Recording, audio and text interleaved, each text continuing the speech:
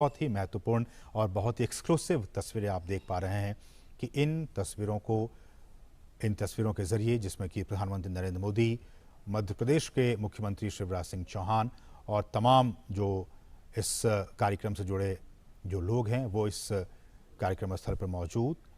और ये देखिए, प्रधानमंत्री उन तमाम 8 चीतों को, उनके क्रेट्स को अब ये खोल दिया गया। और ये देखिए, पहला चीता खुद फोटोग्राफी करते हुए। ये बहुत ज़्यादा ये महत्वपूर्ण पल। आप सोचिए, 70-75 साल हो गए हमारे देश में चीते विलुप्त हो गए थे, और उस विलुप्ति के बाद कई सालों तक बहुत विचार विमर्श के बाद कि आखिरकार फिर से हमारे जंगलों में कैसे चीतों की वापसी हो सके। ये देखिए, ये वही चीते, अब हमारे नामीबिया के ये चीते अब कूनो नेशनल पार्क में पहुंच चुके हैं। ये आसपास के वातावरण को देख रहे हैं, महसूस कर रहे हैं, क्योंकि एक बहुत ही अलग इन्हें एहसास हो रहा होगा नामीबिया के जंगलों से। अब ये सीधे भारत के जंगलों में कूनो नेशनल पार्क में अब ये पहुंच चुके हैं। प्रधानमंत्री इस बहुत ही महत्वपूर्ण क्षण का लुत्फ उठाते हुए और उन तस्वीरों को अपने कैमरे में कैद करते हुए, साथ में आपने देखा मध्य प्रदेश के मुख्यमंत्री शिवराज सिंह चौहान भी मौजूद थे। कुल 8 चीतों को हिंदुस्तान लाया गया है। जैसा कि हमने बताया कि इनमें 5 मादा चीता हैं और 3 नर चीता हैं। इन 8 चीतों को आपने देखा, प्रधानमंत्री ने विशेष जो क्रेट्स थे उन क्रेट्स को खोल दिया गया और फिर वो सभी 8 चीते अब मुक्त हो चुके हैं। लेकिन ये अभी जंगलों में नहीं जाएंगे, ये एक बहुत ही ख़ास एरिया बनाया गया है। उन्हीं ख़ास एरिया में अभी ये 1 महीने तक रहेंगे और उसके बाद फिर इनकी लगातार मॉनिटरिंग की जा रही है, मॉनिटरिंग की जाएगी। आप देख सकते हैं इन चीतों के जो गर्दन है उस पर एक कॉलर, जो GPS टैग है वो लगा हुआ है, ताकि इनकी मॉनिटरिंग की जा सके। और मैं उसी पर लौट भी रहा था कि सभी चीतों के गर्दन पर उनके नाम या फिर कोड के हिसाब से सैटेलाइट या फिर GPS VHF कॉलर्स लगा दिए गए हैं। और इसी नेशनल पार्क में जो हम आपको दिखा रहे हैं, ये कूनो राष्ट्रीय उद्यान, कूनो नेशनल पार्क, इसमें एक डेटा डाउनलोड फैसिलिटी सेंटर बनाई गई है। और इस इक्विपमेंट को, रेडियो टेलीमेट्री इक्विपमेंट को खरीदने और फैसिलिटी बनाने की सारी प्रक्रिया 4 से 6 महीने में पूरी कर ली जाती है। और ये जो आप देख रहे हैं इनके गर्दन में, इनको वहीं पे इन चीतों को लाने से पहले ही इनको नामीबिया पहुंचा दिया गया था। और फिर इन्हें ये तमाम जो कॉलर हैं, RF ये कॉलर, इनको लगाकर ही इन्हें लाया गया है। रेडियो कॉलर है इन्हें, और इनकी ताकि इनकी जो ट्रैकिंग है, इनकी निगरानी वो हो सके रेडियो कॉलर के ज़रिए। और फिर इन्हें हम जैसे कि बता रहे हैं कि इनको आइसोलेशन में रखा जाएगा और फिर इन्हें जंगलों में मुक्त किया जाएगा। तो ये कुछ अहम बातें हमने आपको बताई कि किस तरह से वहाँ पे इन्हें पकड़ा गया, फिर उनके बाद उनको जो तमाम रूल्स एंड रेगुलेशंस हैं उनके ज़रिए इन 8 चीतों को भारत लाया गया है। 70 साल पहले हमारे देश में बहुत सारी चीते हुआ करते थे, लेकिन किन्हीं ना किन्हीं वजहों से वो सारे विलुप्त होते चले गए। कुछ अवैध शिकारियों के शिकार बन गए। एक भी हमारे देश में चीता नहीं बचा। लेकिन सरकार लगातार कई सालों से प्रयास कर रही थी कि हम जो हैं वो इन चीतों को वापस से एक बार फिर से लाएं, चूँकि पारिस्थितिकी तंत्र भारत का भी बहुत बेहतर है। और जैसे कि हमने कहा कि नामीबिया के जो वैज्ञानिक थे वो महीनों तक यहाँ पे आते रहे, जाते रहे, और यहाँ का जो भूवैज्ञानिक स्थिति है, यहाँ की जो जलवायु है, उनका उन्होंने अध्ययन किया। और अध्ययन करने के बाद ही वो इस नतीजे पर पहुँचे कि इन तमाम चीतों को मध्य प्रदेश में जो कूनो नेशनल पार्क है, वहाँ की जो स्थिति है, परिस्थिति है, जलवायु है, उसके हिसाब से छोड़ना ज़्यादा उचित होगा। तो उसके बाद ही ये फैसला लिया गया। और हमने आपको बताया कि इन तमाम चीतों के गर्दन में रेडियो कॉलर लगे हुए हैं ताकि इनकी मॉनिटरिंग की जा सके। और विशेष हमने बताया कि आपको चिनूक हेलीकॉप्टर के ज़रिए इनको यहाँ पे लाया गया। और प्रधानमंत्री मोदी आप देख सकते हैं इनको विशेष जो क्रेट्स थे उनको खोलकर और प्रधानमंत्री ने इनको खुद वहाँ मुक्त किया, वो वहाँ पे अब विचरण कर रहे हैं।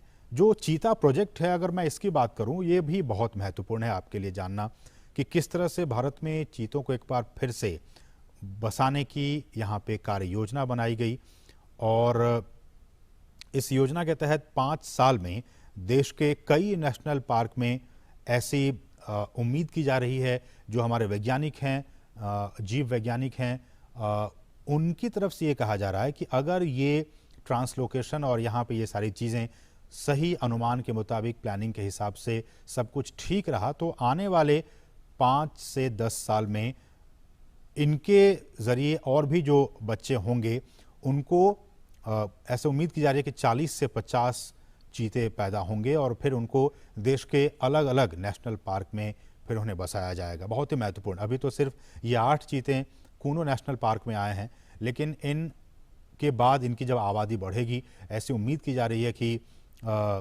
40 से 50 के तादाद में इनकी आबादी होगी आने वाले 5 सालों में। तो उसके बाद इनको फिर देश के अलग अलग नेशनल पार्क में फिर इन चीतों को बसाने का काम किया जाएगा। और इस कार्य योजना के ज़रिए जैसा कि हम कह रहे हैं कि भारत एक बार फिर दुनिया के सबसे तेज़ रफ्तार वाले जानवर चीता का घर अब बनने जा रहा है और भारत सरकार ने चीतों को फिर से देश के जंगलों में लाने का काम किया है, बहुत ही महत्वपूर्ण काम किया है।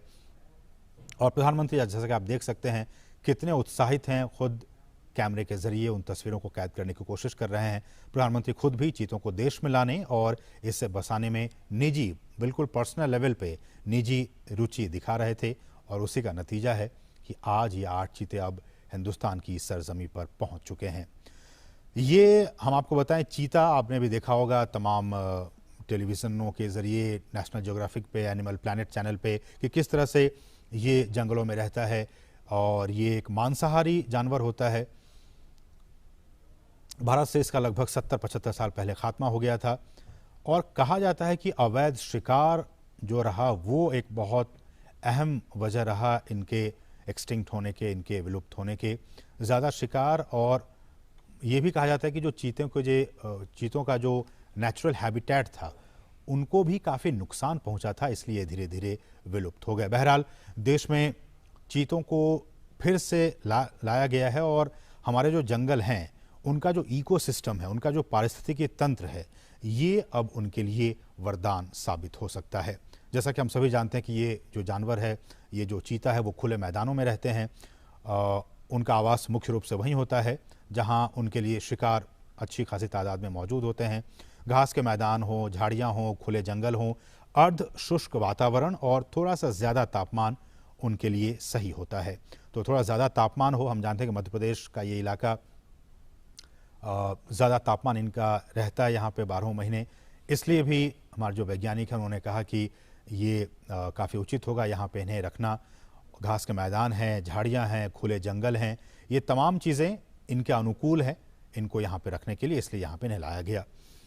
चीतों को बचाने के लिए उनके शिकार करने के आधार, उनको हमें बचाने की ज़रूरत है। उनके शिकार के आधार करने के आधार को हमें बचाना होगा, जिसमें कुछ खतरे में पड़ी प्रजातियां भी शामिल हैं, बल्कि घास के मैदानों की जो दूसरी अन्य लुप्त प्राय प्रजातियां हैं और खुले वनों का जो इकोसिस्टम है, जो पारिस्थितिकी तंत्र है, उन्हें भी हमें बचाना होगा। जिस बेस पे हम वही कह रहे हैं कि जिस बेस पे, जिस आधार पे ये तमाम चीते यहाँ जिंदा रहेंगे, यहाँ रहेंगे, उस बेस को भी, उस आधार को भी हमें बचा कर रखना होगा, तभी तो ये उस इकोसिस्टम में आराम से रह पाएंगे। इसलिए भी हम बार बार ये कह रहे हैं और सरकार भी कह रही है कि उस सिस्टम को, उस बेस को हमें बचा कर रखना होगा।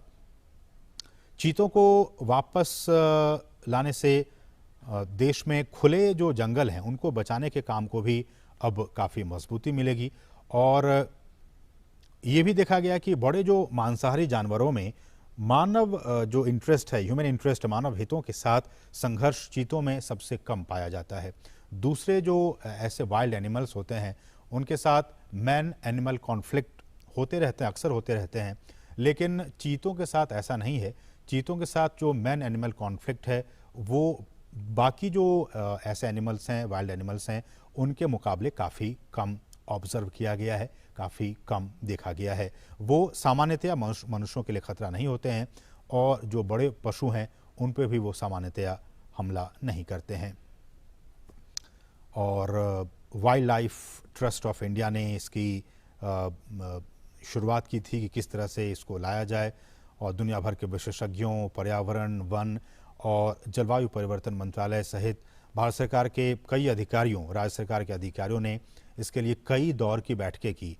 भारत सरकार के अधिकारी, मध्य प्रदेश सरकार के अधिकारी, वन विभाग के अधिकारी, नामीबिया से जुड़े अधिकारी, इन तमाम अधिकारियों की कई महीनों से लगातार बैठकें हो रही थी ताकि ये सारा जो काम है वो बहुत ही इजी वे में हो सके।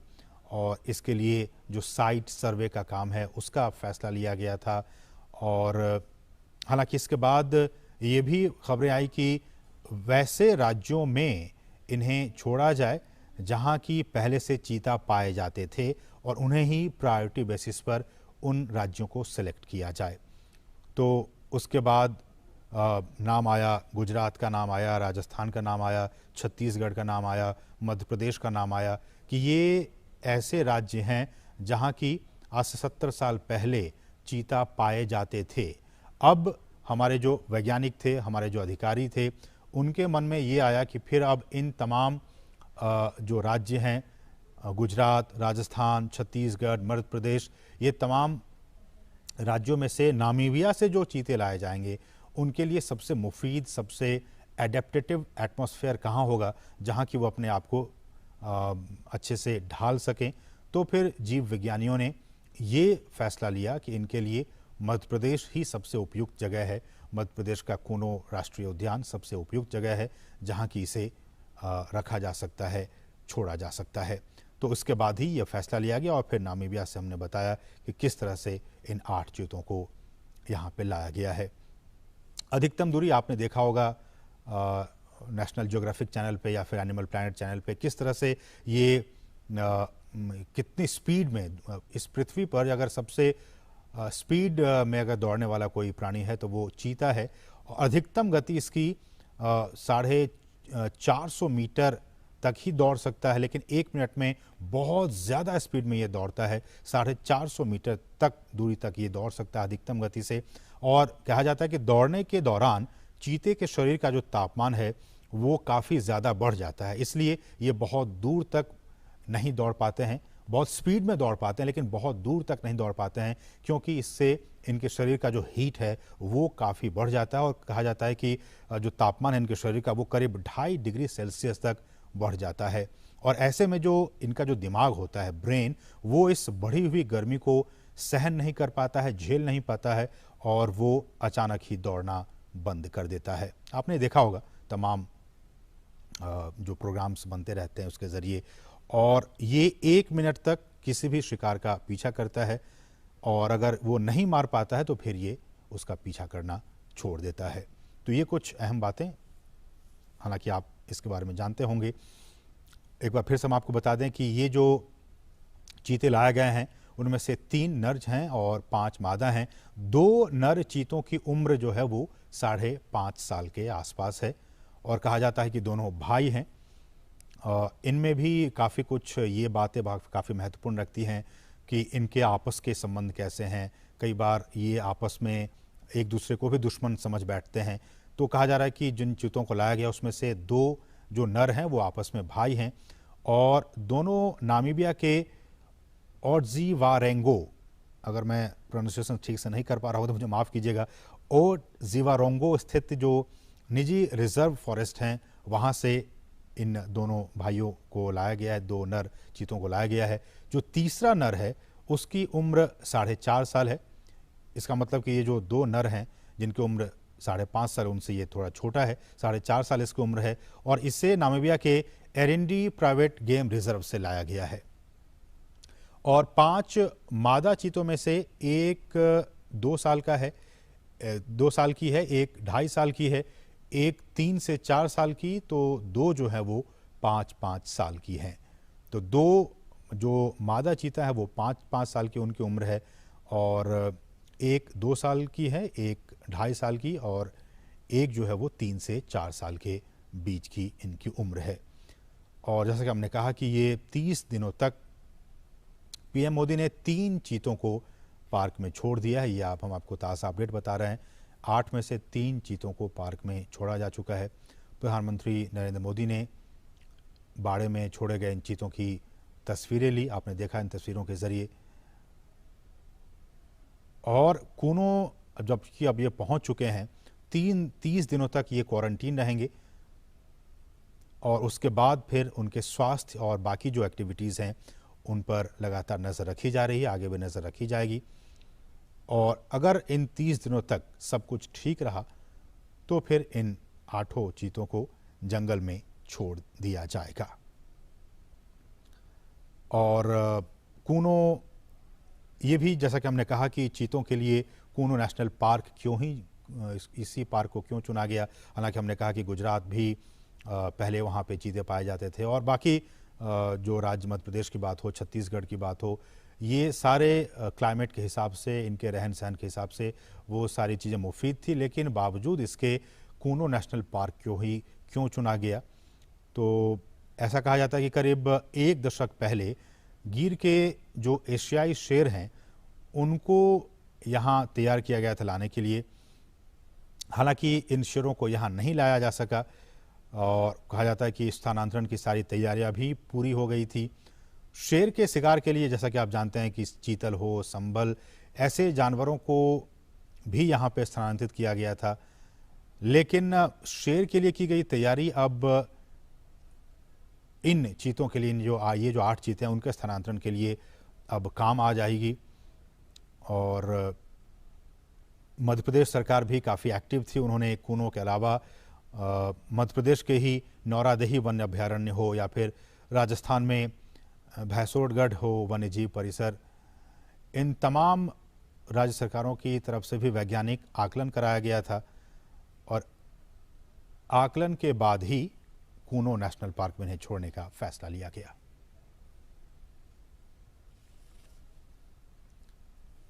और भारत में 7 दशक के बाद चीतों की वापसी के ऐतिहासिक अवसर पर आइए सुनते हैं प्रधानमंत्री का ये बहुत ही खास संदेश। नमस्कार मेरे प्यारे देशवासियों, मानवता के सामने ऐसे अवसर बहुत कम आते हैं जब समय का चक्र हमें अतीत को सुधार कर नए भविष्य के निर्माण का मौका देता है। आज सौभाग्य से हमारे सामने एक ऐसा ही क्षण है। दशकों पहले जैव विविधता की सदियों पुरानी जो कड़ी टूट गई थी, विलुप्त हो गई थी, आज हमें उसे फिर से जोड़ने का मौका मिला है।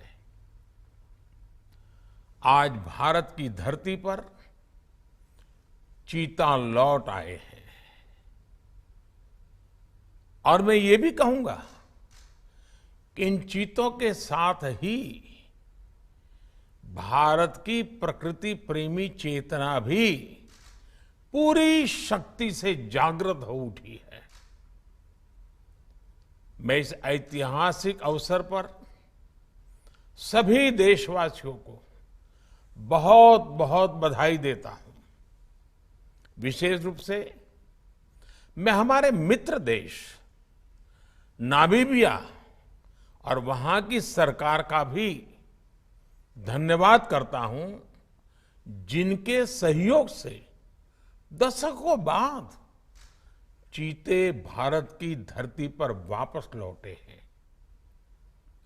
मुझे विश्वास है ये चीते न केवल प्रकृति के प्रति हमारी जिम्मेदारियों का बोध कराएंगे, बल्कि हमारे मानवीय मूल्यों और परंपराओं से भी अवगत कराएंगे। साथियों, जब हम अपनी जड़ों से दूर होते हैं तो बहुत कुछ खो बैठते हैं। इसलिए ही आजादी के इस अमृत काल में हमने अपनी विरासत पर गर्व और गुलामी की मानसिकता से मुक्ति जैसे पंच प्राणों के महत्व को दोहराया है। पिछली सदियों में हमने वो समय भी देखा है जब प्रकृति के दोहन को शक्ति प्रदर्शन और आधुनिकता का प्रतीक मान लिया गया था।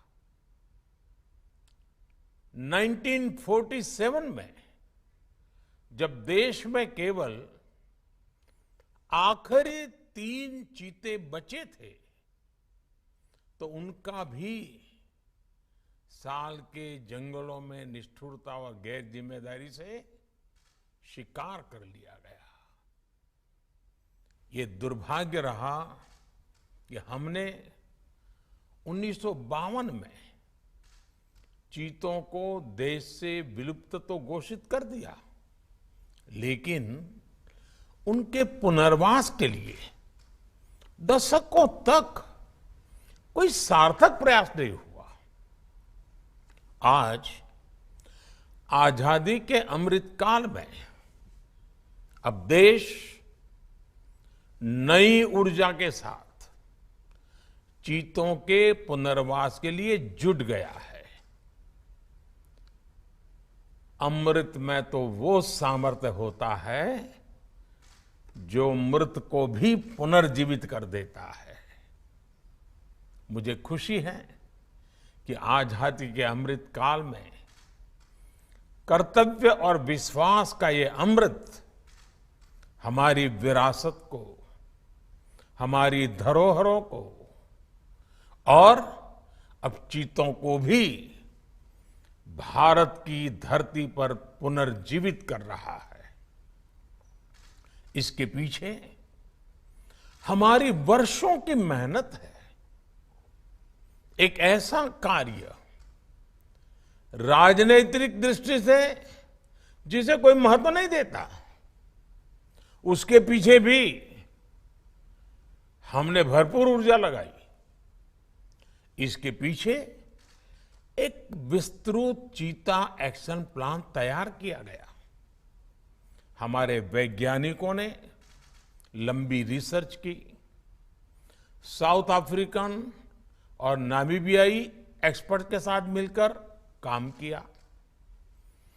हमारी टीम्स वहां गई, वहां के एक्सपर्ट भी भारत आए।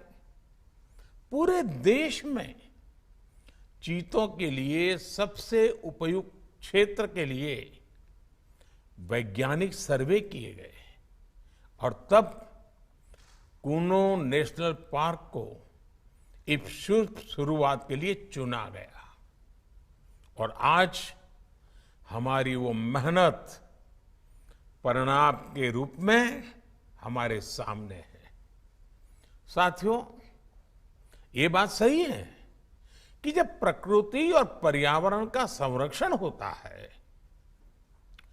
तो हमारा भविष्य भी सुरक्षित होता है, विकास और समृद्धि के रास्ते भी खुलते हैं।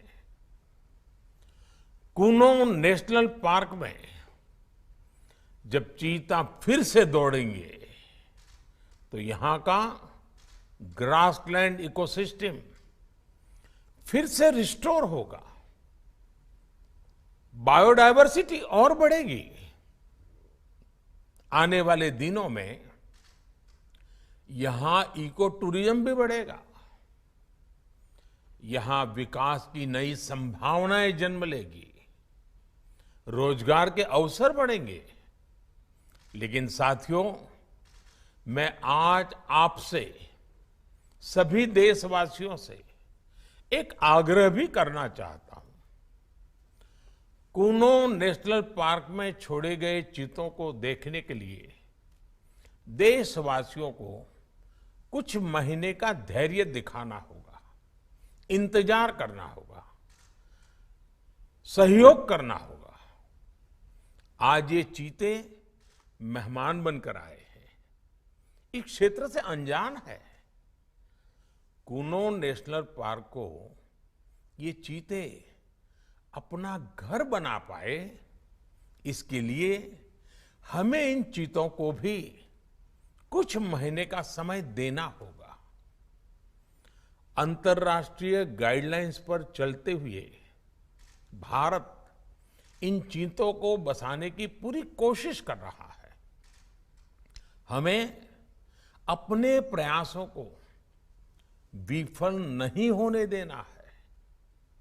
साथियों, दुनिया आज जब प्रकृति और पर्यावरण की ओर देखती है तो सस्टेनेबल डेवलपमेंट की बात करती है, लेकिन प्रकृति और पर्यावरण, पशु और पक्षी भारत के लिए एक केवल सस्टेनेबिलिटी और सिक्योरिटी के विषय ही सिर्फ है ऐसा नहीं है।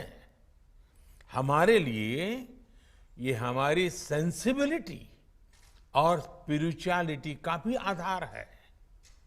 हम वो लोग हैं जिनका सांस्कृतिक अस्तित्व सर्वम खल्विदम ब्रह्म इस मंत्र पर टिका हुआ है। अर्थात संसार में पशु, पक्षी, पेड़, पौधे, जड़, चेतन जो कुछ भी है वो ईश्वर का ही स्वरूप है, हमारा अपना ही विस्तार है। हम वो लोग हैं जो कहते हैं परम परोपकारार्थम यो जीवति सह जीवति, अर्थात खुद के फायदे को ध्यान में रख करके जीना वास्तविक जीवन नहीं है। वास्तविक जीवन वो जीता है जो परोपकार के लिए जीता है। इसलिए हम जब खुद भोजन करते हैं उसके पहले पशु पक्षियों के लिए अन्न निकालते हैं। हमारे आसपास रहने वाले छोटे से छोटे जीव की भी चिंता करना हमें सिखाया जाता है, बचपन से सिखाया जाता है। हमारे संस्कार ऐसे हैं कि कहीं अकारण किसी जीव का जीवन चला जाए तो हम अपराध बोध से भर जाते हैं। फिर किसी पूरी जीव जाति का अस्तित्व ही अगर हमारी वजह से मिट जाए, ये हमें कैसे स्वीकार हो सकता है? आप सोचिए, हमारे यहां कितने ही बच्चों को ये पता तक नहीं होता है कि जिस चीता के बारे में सुनकर वो बड़े हो रहे हैं वो उनके देश से पिछली शताब्दी में ही लुप्त हो चुके हैं। आज अफ्रीका के कुछ देशों में और ईरान में चीता पाए जाते हैं, लेकिन भारत का नाम उस लिस्ट से बहुत पहले हटा दिया गया था। आने वाले वर्षों में बच्चों को इस विडंबना से नहीं गुजरना पड़ेगा। मुझे विश्वास है वो चीता को अपने ही देश में कूनो नेशनल पार्क में दौड़ता देख पाएंगे। चीता के जरिए आज हमारे जंगल और जीवन उसका एक बड़ा शून्य भर रहा है। साथियों, आज 21वीं सदी का भारत पूरी दुनिया को संदेश दे रहा है कि इकोनॉमी और इकोलॉजी कोई विरोधाभासी क्षेत्र नहीं है। पर्यावरण की रक्षा के साथ ही देश की प्रगति भी हो सकती है। ये भारत ने दुनिया को करके दिखाया है। आज एक और हम विश्व की तेजी से बढ़ती अर्थव्यवस्था में शामिल है, तो साथ ही देश के वन क्षेत्रों का विस्तार भी तेजी से हो रहा है। साथियों, 2014 में हमारी सरकार बनने के बाद से देश में करीब करीब 250 नए संरक्षित क्षेत्र जोड़े गए हैं।